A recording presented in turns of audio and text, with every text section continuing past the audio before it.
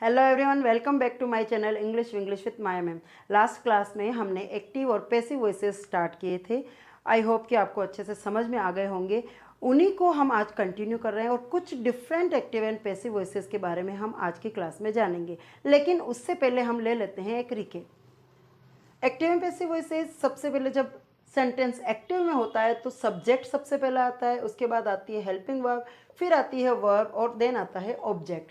लेकिन जब ये एक्टिव से पैसिव में आता है तब जो ऑब्जेक्ट था वो आ जाता है फर्स्ट प्लेस पे, यानी ऑब्जेक्ट प्लस उसके बाद हेल्पिंग वर्ब प्लस वर्ब। यहाँ पर कोई सी भी हो, हमें यहाँ पर आते वक्त वर्ब की थर्ड फॉर्म लगानी है एंड देन बाय यूज़ करना है और उसके बाद हमें सब्जेक्ट लगाना है। यानी जो सब्जेक्ट था वो पीछे आ जाएगा और ऑब्जेक्ट था वो आगे आ जाएगा और सब्जेक्ट के साथ ऐड हो जाएगा बाय, और वर्ब की हमेशा थर्ड फॉर्म यूज़ करेंगे। एग्जाम्पल लेते हैं, Hitesh is collecting some stones. यहाँ पर एक्टिव में क्या है, Hitesh is collecting some stone. Hitesh खुद एक्टिव है और हितेश सिंगुलर है इसलिए इसके साथ इज लग रहा है। Hitesh is collecting some stones, subject verb helping verb verb and object. लेकिन जब ये पैसिव में बनता है तो ऑब्जेक्ट आगे आ जाएगा सम स्टोन्स, जो कि अब प्लूरल हो गया है और अकॉर्डिंग टू सब्जेक्ट हमें यहाँ पर हेल्पिंग वर्ब यूज करनी है। तो क्योंकि ये प्लूरल है तो हम यहाँ पर इज नहीं लगा के आर लगाएंगे।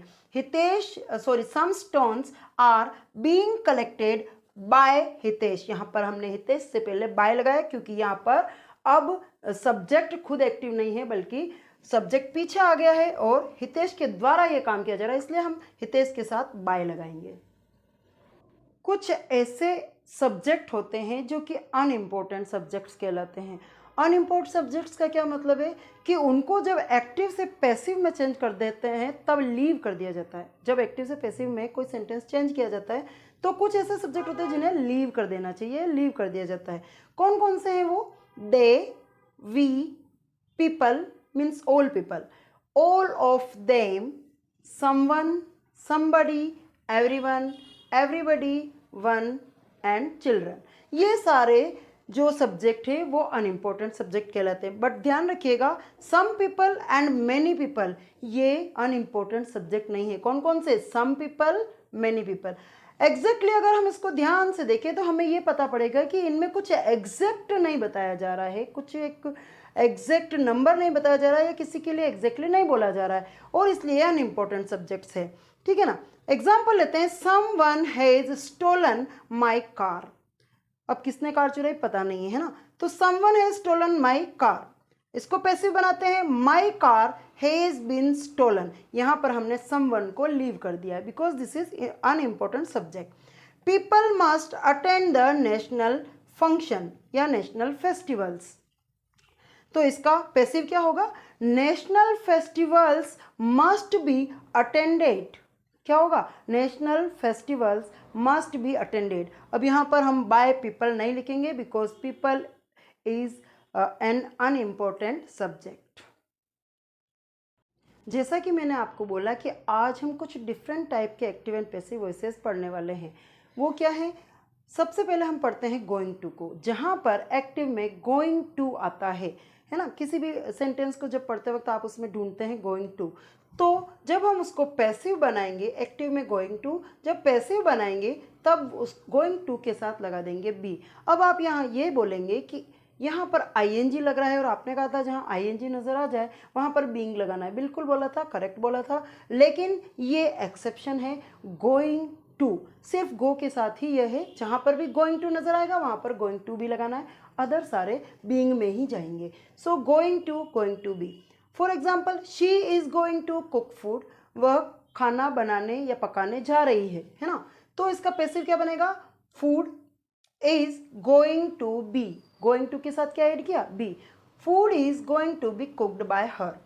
Next, the teacher was going to teach tenses. The teacher was going to teach tenses। Teacher tenses teach करने वाला था या टीचर टेंसेज पढ़ाने जा रहा था, तो इसका पैसिव क्या बनेगा? Tenses were going to be, tenses were going to be taught by the teacher, कि टीचर टेंसेज पढ़ाने वाला था अब टीचर खुद एक्टिव नहीं है, टेंसेज आ गए, इसलिए यहाँ पर वर लगा है क्योंकि प्लूरल है, और गोइंग टू के साथ हमने बी लगा दिया है। इंटरोगेटिव सेंटेंसेस के बारे में जानते हैं। इंटरोगेटिव सेंटेंसेस क्या होते हैं? इंटरोगेटिव का मतलब होता है क्वेश्चन पूछना। तो जो सेंटेंसेस क्वेश्चन पूछता है, जिस सेंटेंसेस में हमें क्वेश्चन पूछा जाता है, तो उनको कहते हैं इंटरोगेटिव सेंटेंसेस। अब क्वेश्चन दो तरीके से पूछे जाते हैं। हेल्पिंग वर्ब से स्टार्ट होने वाले क्वेश्चंस। हेल्पिंग वर्ब कौन कौन सी है? Is, am, are, was, were, has, have, do, does, did, ये सारी है हेल्पिंग वर्ब। अगर इनसे क्वेश्चन स्टार्ट होता है तो उसका आंसर होता है यस और नो में। लेकिन कुछ क्वेश्चंस होते हैं जो लॉन्ग आंसर टाइप के क्वेश्चन होते हैं, जो स्टार्ट होते हैं WH से। WH means where, when, why, है ना, how, how many, how much, ये सारे कहलाते हैं WH। इनसे जो क्वेश्चन स्टार्ट होते हैं उनके आंसर्स लॉन्ग होते हैं, यस और नो नहीं होते, ठीक है ना। तो इन दोनों से जो क्वेश्चन स्टार्ट होते हैं, जो सेंटेंस स्टार्ट होते हैं, उनको कहते हैं हम इंटरोगेटिव सेंटेंसेस, और इनके पीछे हमेशा क्वेश्चन मार्क लगता है। जब एक्टिव से हम पैसिव बनाते हैं, तब हम अगर हेल्पिंग वर्ब से एक्टिव का सेंटेंस स्टार्ट हो रहा है तो हम पैसिव बनाते वक्त भी हेल्पिंग वर्ब से ही सेंटेंस को स्टार्ट करेंगे।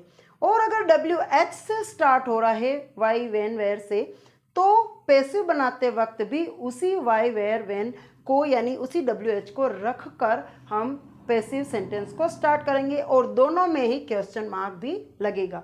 लेकिन यहाँ पर एक चीज़ मैं और बताना चाहूँगी कि अगर WHO मीन्स हु से कोई क्वेश्चन स्टार्ट होता है तो वो पैसिव बनते वक्त बाय हुम से स्टार्ट होगा, और अगर हुम से स्टार्ट होता है तो वो पैसिव बनते वक्त हु से स्टार्ट होगा। मीन्स हु है तो हुम बना दो, और हुम है तो हु बना दो, यानी हु के स्टार्ट होने से बाय हुम हम पैसिव में लगाएंगे, और हुम से स्टार्ट होता है तो हु लगाएंगे। बाकी सारे वो के वो लगाने हैं, जैसे वेन है तो वेन लगाना है, वेयर है तो वेयर लगाना है, वाई है तो वाई लगाना है ना। सिर्फ इन दोनों में ही चेंज है, और वो भी इंटरचेंज है। तो एग्जाम्पल देखते हैं। Do the girls play hockey? क्या वे गर्ल्स हॉकी खेलती हैं? इसका क्वेश्चन आप देखिए ध्यान से, यस और नो में आंसर आता है। क्या वे गर्ल्स हॉकी खेलती हैं? यस और नो। क्यों? Because it is starting from helping verb. तो पैसिव बनाएंगे। Is hockey played by the girls? Is क्यों आया? बिकॉज ये मैंने आपको बताया था ना, डू, डज या फिर फर्स्ट फॉर्म आए तो हमें वहाँ पर इज एम आर लगाना है, तो यहाँ पर इज आ गया है। Is hockey played by the girls, यहाँ पर गर्ल्स प्लूरल थी तो डू आया, लेकिन यहाँ पर हॉकी सिंगुलर है तो इज आया। Next, when will you return my bag? Question mark. When है तो हमें वेन ही लगाना है। वेन विल, अब आ गया ऑब्जेक्ट, बन गया सब्जेक्ट, तो माई बैग, और इसके बाद हमें लगाना है बी। WH के साथ ही हमें हेल्पिंग वर्ब, या चाहे वो मॉडल हेल्पिंग वर्ब हो या फिर ऑक्सिलरी वर्ब, दोनों में से कोई सी भी हो, तो हमें वहाँ पर WH के साथ ही ऐड करना है। तो when will my bag be returned by you, और क्वेश्चन मार्क, दोनों में ही क्वेश्चन मार्क आ रहे हैं, इधर ध्यान से देखिएगा।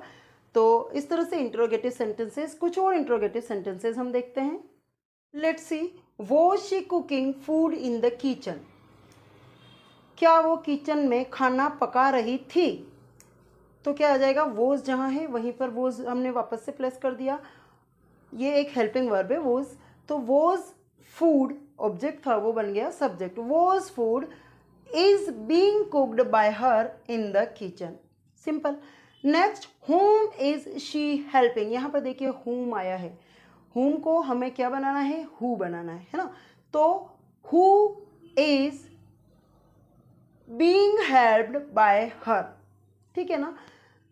Next, who broke this glass? अब मैंने जैसा कि बोला था, हु हो तो बाय हुम बना दीजिए, और हुम हो तो हु बना दीजिए। तो यहाँ पर हु आया तो हमें क्या बनाना है? बाय हुम।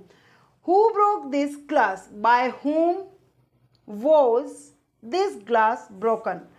ब्रोक सेकेंड फॉर्म है, इसलिए हमने यहाँ पर क्या लगाया है? Was. So by whom was this glass broken? So I think this is clear to you. बढ़ते हैं इंपेरेटिव सेंटेंसेस की तरफ। इंपेरेटिव सेंटेंसेस, अब ये क्या चीज़ हो गई? इंपेरेटिव सेंटेंसेस का मतलब होता है जिनमें ऑर्डर दिया जाता है, जिनमें आपको कोई काम बताया जाता है कि ये काम करो, ओपन द गेट, तो ये इंपेरेटिव सेंटेंसेस। जिसमें ऑर्डर दिया जाता है, या रिक्वेस्ट की जाती है, या फिर कमांड दिया जाता है उनको कहते हैं इम्पेरेटिव सेंटेंसेस। सो इम्पेरेटिव सेंटेंसेस रिक्वेस्ट हो, ऑर्डर हो, कमांड हो तो उनको बोलते हैं इम्पेरेटिव सेंटेंस। जब सेंटेंस को पढ़ने के बाद आपको ये लगे कि ये इसमें ऑर्डर आ रहा है, कमांड आ रहा है या फिर कोई रिक्वेस्ट की जा रही है, तो ऐसे सेंटेंसेस के लिए हमें उसके साथ लगाना होगा लेट और बी। क्या लगाएंगे? Let be. लेकिन लेट और बी के बीच में हम सब्जेक्ट को रखेंगे। So example, write a letter to your mother. तुम अपनी माँ को एक लेटर लिखो। लिखो मीन्स आपको ऑर्डर या कमांड दिया गया है, ठीक है ना। तो इसका जब पैसिव बनाएंगे क्या आएगा? मैंने बोला ना लेट और बी लगाना है, लेकिन उन दोनों से पहले हमें क्या लगाना है? बीच में, लेट और बी के बीच में हमें लगाना है सब्जेक्ट। सो लेट स्टार्ट किया लेट से, a letter, let a letter be return to your mother. Let a letter be return to your mother. तुम्हारी माँ को एक लेटर लिखो। तो एक्टिव से पैसिव बनाते वक्त हमने लेट और बी का यूज़ किया। Open the gate, next example, open the gate, ये भी एक कमांड है। सो इसमें भी वही करना है, लेट से स्टार्ट करना है। द गेट जो कि हमारा ऑब्जेक्ट है वो आ गया subject. Let the gate be opened. लेट और बी के बीच में हमें क्या लगाना है? सब्जेक्ट लगाना है। ठीक इसी तरह से अदर सेंटेंसेस में भी जो कि रिक्वेस्ट हो, कमांड हो या फिर ऑर्डर हो, उसमें हम लेट और बी से स्टार्ट करेंगे और बीच में हम लगाएंगे सब्जेक्ट लेट और बी के बीच में। इम्पेरेटिव सेंटेंसेस में जो रिक्वेस्ट वाले सेंटेंसेस होते हैं उनमें प्लीज़ और काइंडली आता है। और प्लीज़ और काइंडली वाले सेंटेंसेस कुछ अलग तरह के हैं। जब इनको एक्टिव से पैसिव में कन्वर्ट करते हैं, जिनमें रिक्वेस्ट है ना और प्लीज़ और काइंडली लिखा हुआ है, अगर आपको सेंटेंस में प्लीज़ और काइंडली दिखता है तो उनको किस तरह से हम चेंज करें? तो काइंडली और प्लीज़ अगर आ जाता है मीन्स ये इम्पेरेटिव रिक्वेस्ट है। इनमें हमें चेंज करने के लिए हमें क्या करना है?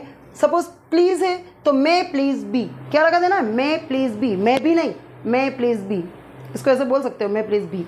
मे भी नहीं करना है, मे please B. So may please B लगा दीजिए और अगर काइंडली है तो मे काइंडली बी लगा दीजिए बस। और फिर आप इसको पैसिव में चेंज कर लीजिए। Please give me your book.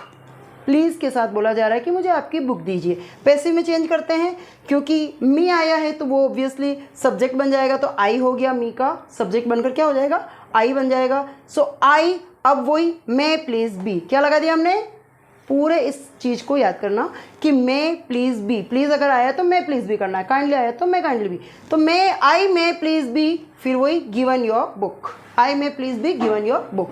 Next, अगर प्लीज़ की जगह काइंडली आता है तो भी सेम ही रूल अप्लाई करेंगे। आई मे काइंडली बी, यानी may kindly be, I may kindly be given your book. तो प्लीज़ और काइंडली के साथ may please be, may kindly be लगाकर सेम तरीके से हमें पैसिव में बनाना है। आई होप आपको एक्टिव और पैसिव वॉइसेस बहुत अच्छी तरह से समझ में आ गए होंगे।